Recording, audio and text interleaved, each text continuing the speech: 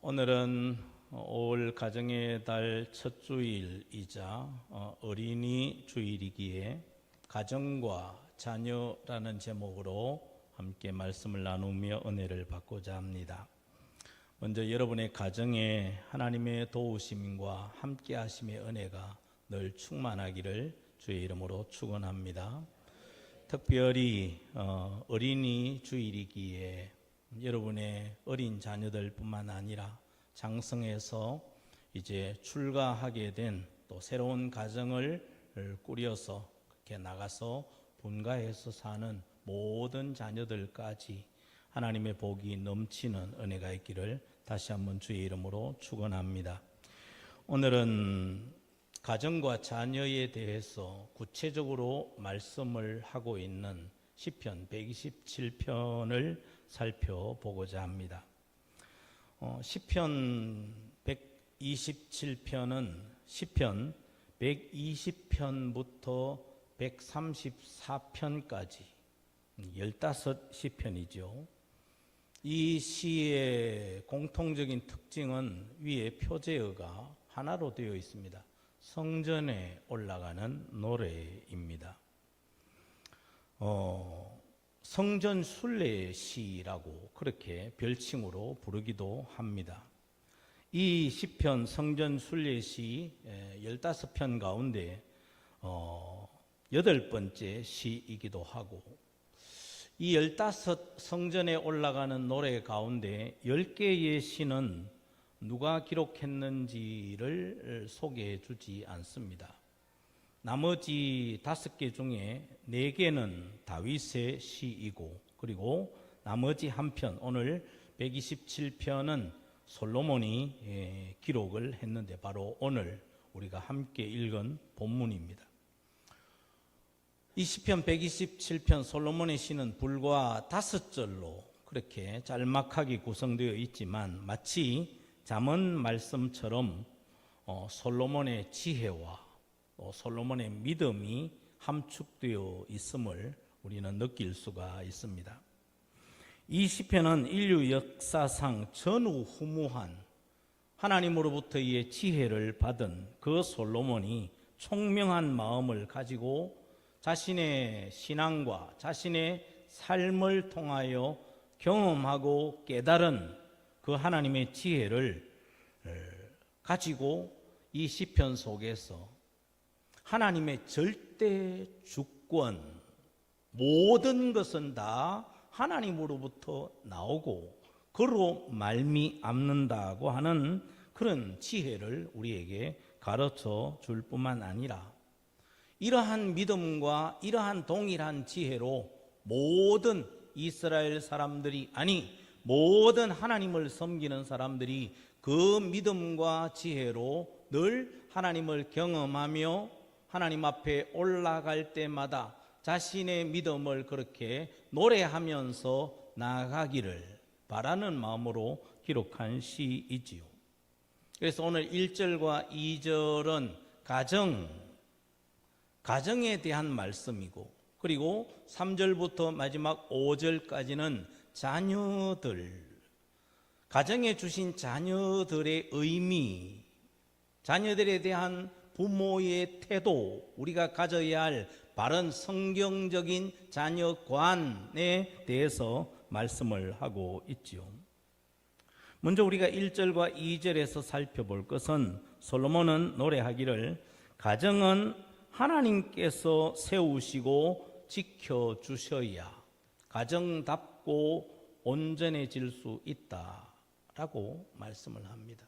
이미 우리가 읽었습니다마는 1절과 2절만 다시 한번 읽도록 하겠습니다. 여호와께서, 시작. 여호와께서 집을 세우지 아니하시면 세우는 자의 수고가 헛되며 여호와께서 성을 지키지 아니하시면 파수꾼의 깨어 있음이 헛되도다. 너희가 일찍이 일어나고 늦게 누우며 수고의 떡을 먹음이 헛되도다. 그러므로 여호와께서 그의 사랑하시는 자에게는 잠을 주시는도다. 아멘.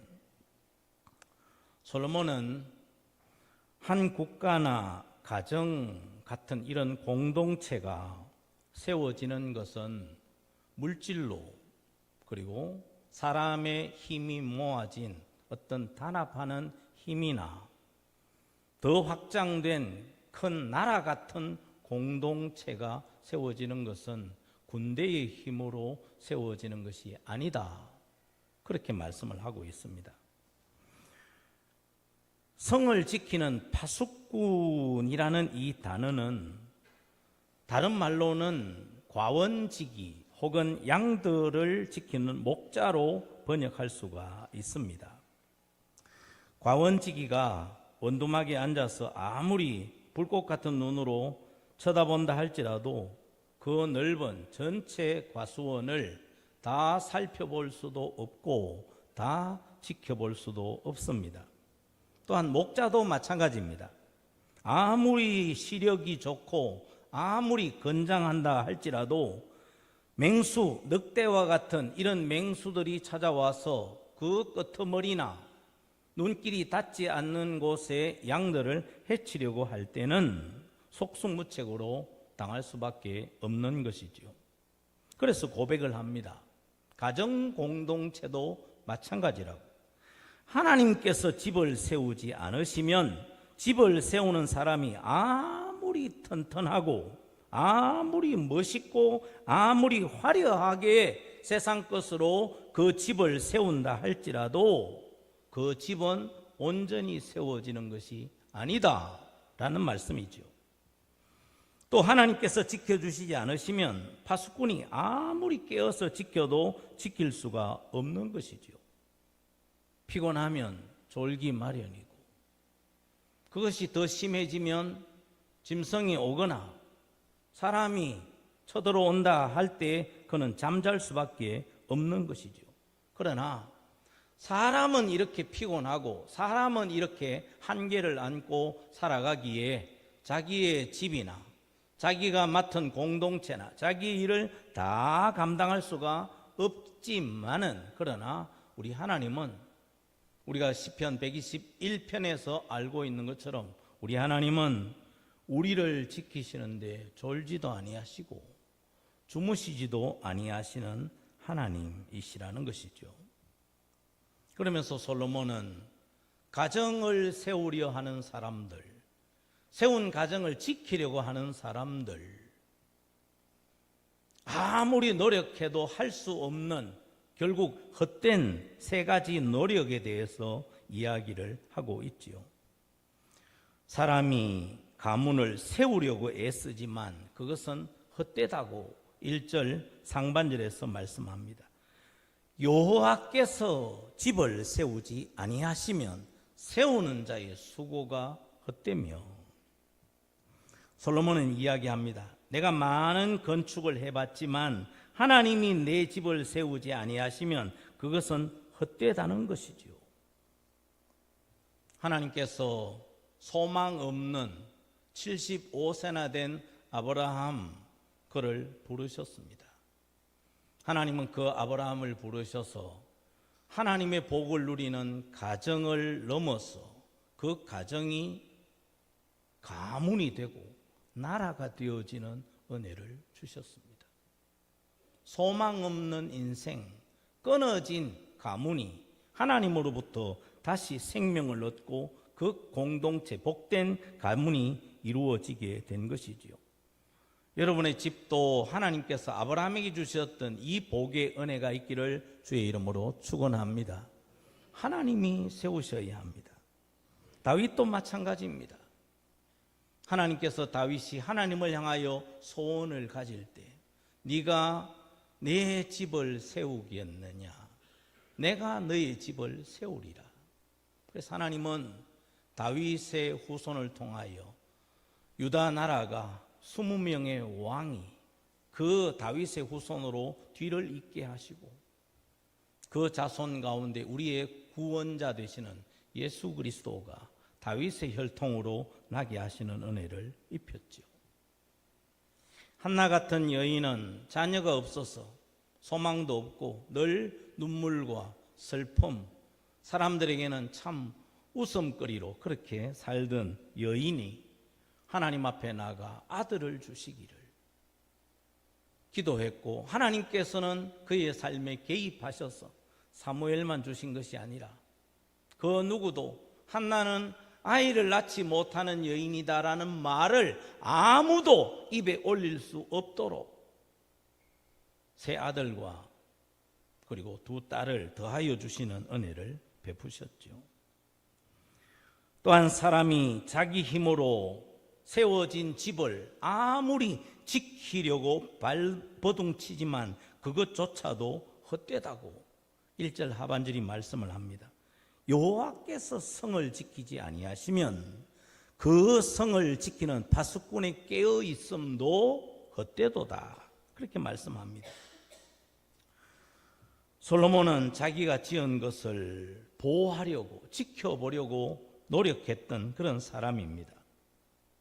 고고학자들이 솔로몬의 그 궁전을 발견을 하고 그 궁전 속에 남아있는 부분들을 발견한 것 가운데 성문이 솔로몬의 성전의 솔로몬의 궁전의 성문이 사중문으로 되어 있다는 것을 발견했다고 합니다. 우리가 잘 아는 대로 하나의 성문을 돌파하려면 최소한 수십 명, 수백 명 목숨을 잃어야 그 성문 하나를 뚫을까 말까 합니다. 그런데 솔로몬은 그 성문을 사중으로 했다는 것이죠. 이 성문만 열면 성 안으로 들어가겠지, 많은 적들이 그렇게 생각을 하고 수십 명을 희생하면서 성문을 열었는데 또 앞에 또 다른 성문이 가로막습니다. 또 여러 명의 목숨을 잃고 그 성문을 돌파합니다. 그런데 또 견고한 성문이 나옵니다. 이번이 마지막이겠지, 이 성문만 돌파하면 이 성을 차지하겠지. 그런데 또 성문이 가로막혀 있는 것이죠. 그러면 다음에는 아예 뭐 할 마음이 생기지 않습니까? 공격할 마음이 생기지 않습니다. 도무지 안에 몇 개의 성문이 더 있을지 모르기 때문에. 솔로몬은 이처럼 철저하게 성문을 만들어서 자기의 성을 지키려고 했습니다. 그러나 그 솔로몬도 여호와께서 성을 지켜주시지 않으시면 그 모든 수고, 그것이 헛되다고 이야기합니다. 실제로 그랬습니다. 오늘 새벽에 열왕기하 25장의 말씀을 우리가 나눴죠. 예루살렘이 바벨론에 의해서 3차 공격이자 마지막 공격으로 멸망합니다. 성벽이 다 허물어졌습니다. 그리고 성전은 솔로몬이 지었던 성전, 여러분, 세계의 모든 사람들이 솔로몬의 지혜와 솔로몬이 그 지혜로 지은 성전을 보는 것이 그야말로 꿈이었던 그 예루살렘 성전이 여러 날 불탔습니다. 바벨론의 느부갓네살이 모든 것을 다 불지르고 성벽은 회파한 것이죠. 결국 솔로몬은 그가 고백한 대로 사람이 파수꾼이 되어서 내게 주신 것, 내가 가지고 있는 것 다 지켜내려고 해도 하나님께서 지켜주시지 않으시면 비록 그 성이 그야말로 예루살렘 성이고 그 성전이 솔로몬 성전이라 할지라도 하나님께서 지켜주시지 않으시니까 적들의 그 발굽이, 말발굽이 그것을 점령하게 되는 그런 수모와 정말 처참한 결과를 받아들일 수밖에 없었던 것이죠. 솔로몬은 하나 더 이야기합니다. 사람이 가정의 행복을 위해서 열심히 수고하며 일하는 것조차도 하나님이 함께 하시지 않으시면 그 수고도 헛되다고 2절 상반절에 말씀을 합니다. 하나님이 그 중심에 없는 사람의 삶, 자기가 자기 인생을 책임진다고 생각하고 사는 모든 사람들의 수고는 헛되다는 것이지요. 여러분, 근본이 잘못되어져 있고 방향이 잘못되어지면 잘못되어진 곳에 견고한 것을 세우면 세울수록 무너짐은 더 심각하게 되는 것이지요. 방향이 잘못되면 열심히 수고하며 애쓸수록 목표점과 점점 더 멀어지는 불행한 삶을 살 수밖에 없는 것입니다.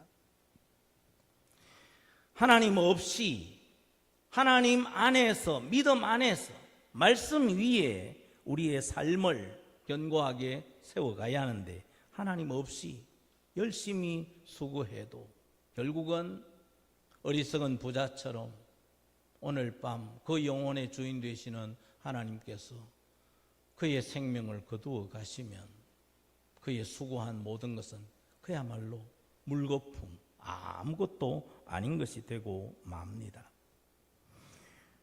오늘 여기 수고라는 단어를 히브리어로 직역을 하면 고통입니다.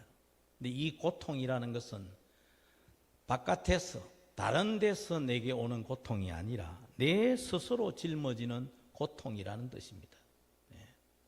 하나님 없이 내가 열심히 수고하며 애쓰면 쓸수록 더 자식이 스스로 만들어진 무거운 짐이 자기를 억누르는 이 고통에서 헤어나지 못한다는 말이죠. 하나님이 아닌 내가 내 인생의 주인이 되어서 수고하는 모든 수고, 그것은 결국 내가 바라는 성공과 행복의 성취로 나아가는 것이 아니라 오히려 실패와 좌절로 멸망으로 끝나는 것이기 때문에 시편은 수고로 일하는 것조차도 하나님이 함께 하시지 않으시는 것은 헛되다고 말씀을 하지요. 그래서 성경은 말합니다. 그러므로 여호와께서 그의 사랑하시는 자에게는 잠을 주시는도다. 여러분, 이 잠이라고 하는 것은 쉼을 이야기합니다. 이 잠은 육신적인 잠도 잠이지만은 하나님만이, 하나님을 바라고 하나님을 의지하는 자에게 주시는 그 마음의 평안함, 염려 없음, 그 평안을 말하는 것이죠. 사람에게는 솔직히 먹는 것보다 더 중요한 것이 잠입니다. 3일 못 먹어도 삽니다. 그러나 3일 잠을 자지 못하면 이거는 죽을 수도 있습니다. 돈이 없이는 살 수가 있지만 쉼 없는 삶은 살 수가 없는 것이지요. 사람이 사흘만 불안과 공포와 두려움에 떨면 사람은 본질적으로 그 삶의 모든 틀들이 다 무너지고 마는 것이지요. 내가 잠잘 때, 내가 하나님을 믿고 평안히 쉴 때 하나님은 그때 역사하시고 그때 우리의 삶의 필요를 공급하시는 하나님이십니다. 구약 성경을 보면 하나님께서는 안식년, 6년을 열심히 가꾸고 살다가 7년째는 모든 것을 놓으라고 말씀하십니다. 안식이지요. 그 안식년을 잘 지키는 자에게 하나님이 주시는 복이 6년째에 3년을 쓸 것을 하나님은 주신다고 말씀하십니다. 그래서 그 해 쉬고 그 다음 해에 파종을 하기 위해서 역시 또 거두지 못하지 않습니까? 그래서 3년을 넉넉하게 썩어도 남음이 있는 은혜를 하나님 바라보고 안식할 줄 아는 믿음을 가진 자에게 하나님이 주시는 은혜를 누리죠. 여러분, 그래서 가급적이면 주일은 우리가 하나님의 집에서 하나님이 주시는 평안과 평강을 누리며 하루를 쉬는 영적인 평안 속에서의 잠을 자는 것 같은 그런 은혜를 누리는 여러분들 되시기를 주의 이름으로 축원합니다. 그러면 하나님께서 우리의 삶을 책임지십니다. 네가 나를 믿으니 내가 너의 삶을 책임지마. 우리는 그 은혜를 누리게 되는 것이죠. 행복한 가정은 하나님이 세우셔야 하고 하나님께서 지키셔야 하고 하나님께서 쉼을 주실 때 진정한 행복의 가정이 되는 것이죠.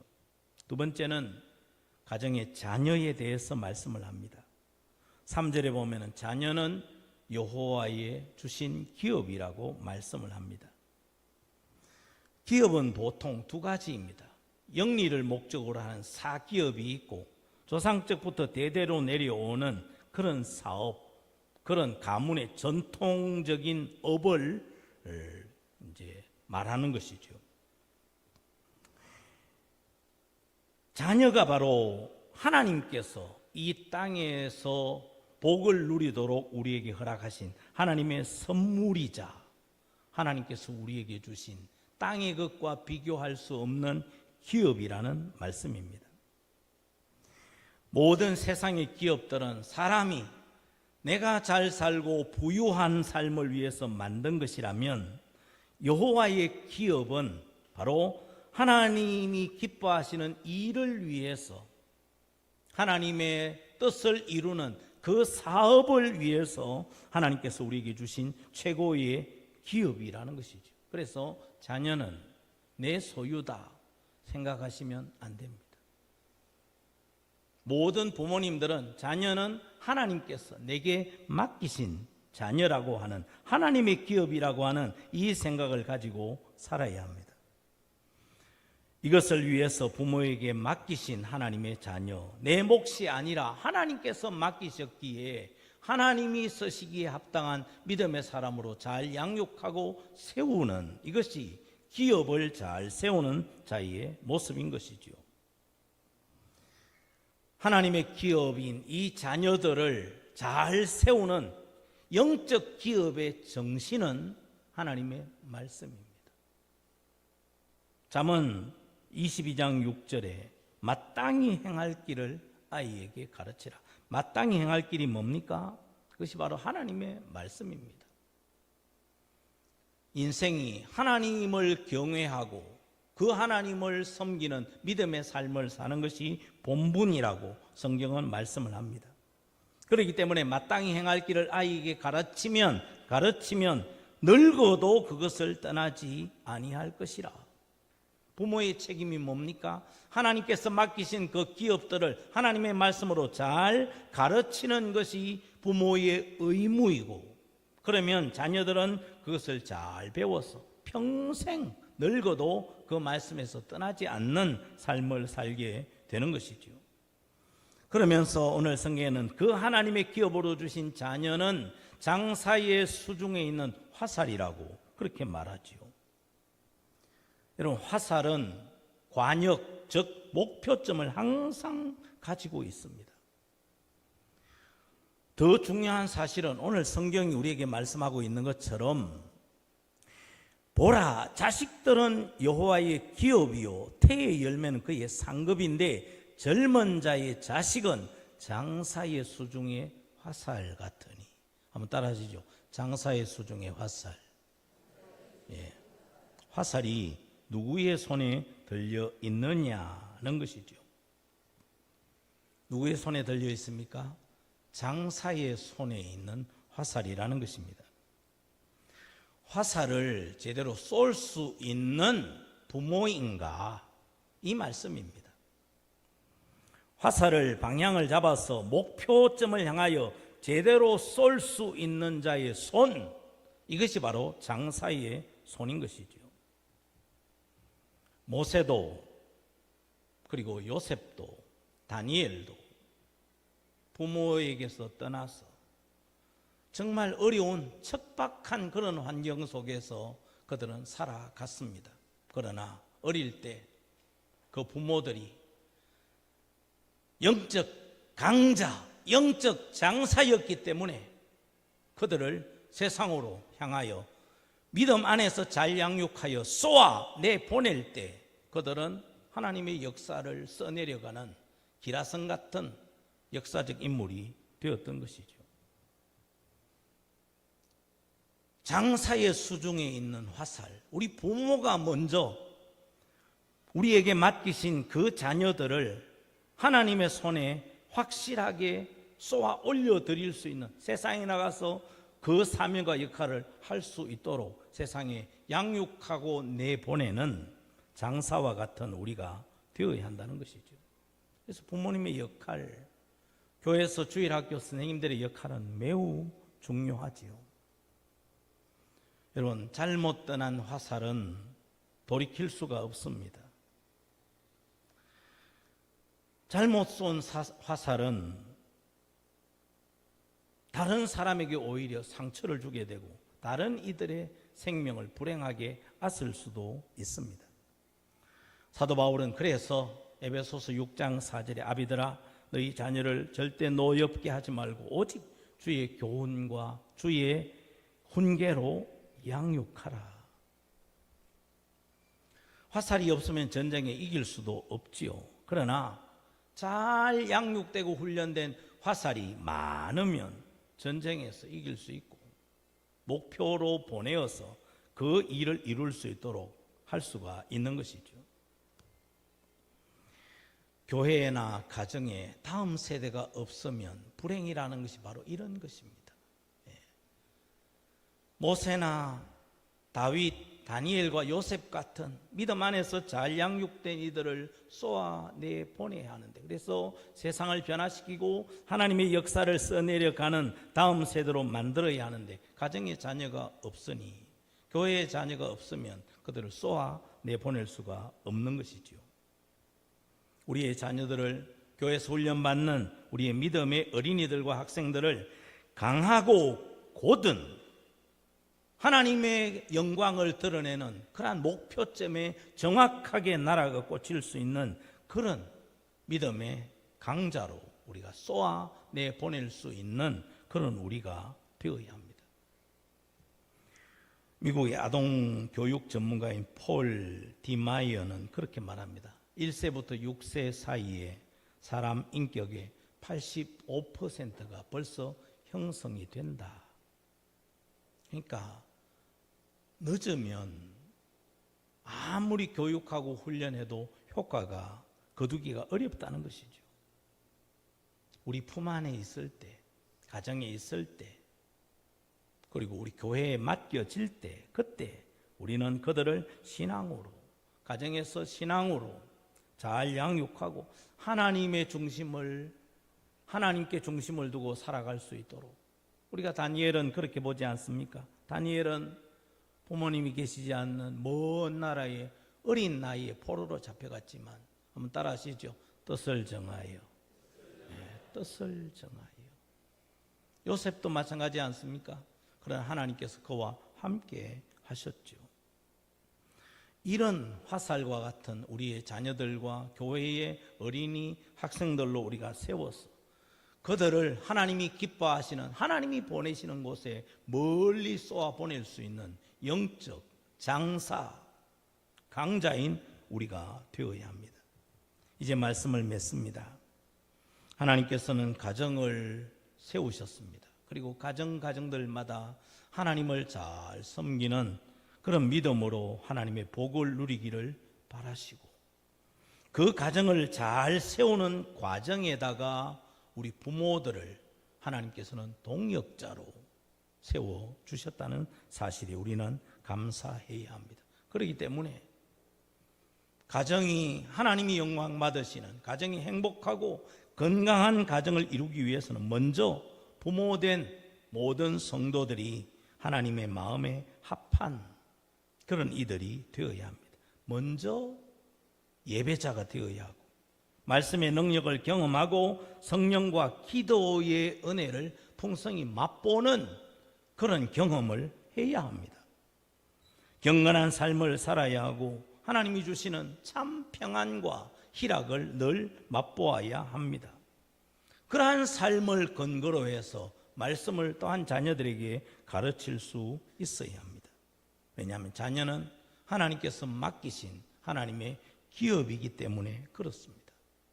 우리보다도 더 넓은, 더 큰 무대에 믿음의 사람으로 그들이 나라가 바로 그곳에서, 보내어진 그곳에서 다니엘처럼, 요셉처럼 믿음의 삶을 잘 살아낼 수 있는 그러한 이들로 보낼 수 있는 우리가 되고, 그러한 역할을 감당할 수 있는 자녀가 되도록 우리는 늘 기도하고 또한 그들을 기도로 지원해야 합니다.